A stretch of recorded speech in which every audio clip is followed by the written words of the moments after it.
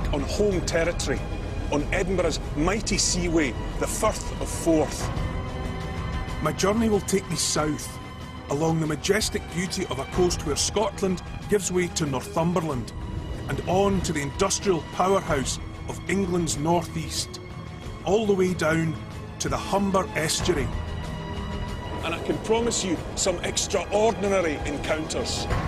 Dick Strawbridge has a riveting experience. Imagine doing 500,000 of these. This is coast.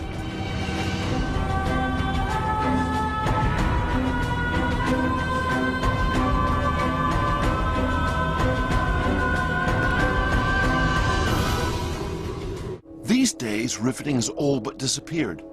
But even though we don't build many ships now, we still need riveters if we're going to preserve some of our historic maritime treasures. I've come all the way to Suffolk to see riveting at first hand. Everybody's welding nowadays. I couldn't find any rivets being struck anywhere in the northeast. So I had to bring Brian and Phil down to Lowestoft to the restoration of SS Robin, the oldest complete steamship in the world, so they can give me their opinion on 21st century riveting.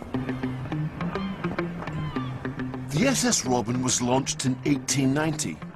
She's a steel ship with a fully riveted hull, but she needs attention. The team here are riveting some test plates in preparation for restoring the ship. They've done riveting work on bridges and machinery, but never a ship. It's a great chance for old hands Brian and Phil to pass on their wisdom. How's this rivet? Okay. What do you reckon? You was getting me hung of it.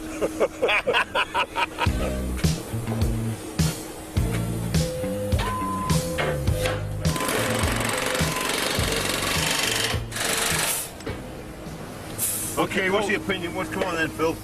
The top row's the best. The top row's the best. It warmed up by then. That's too short, that. Would you employ the team? Certainly, yeah. All right, son. I've done all right, have I? We may not make them like this anymore, but the SS Robin will be back afloat, rivets and all, in 2012. A monument to the glory days of British shipbuilding and riveting.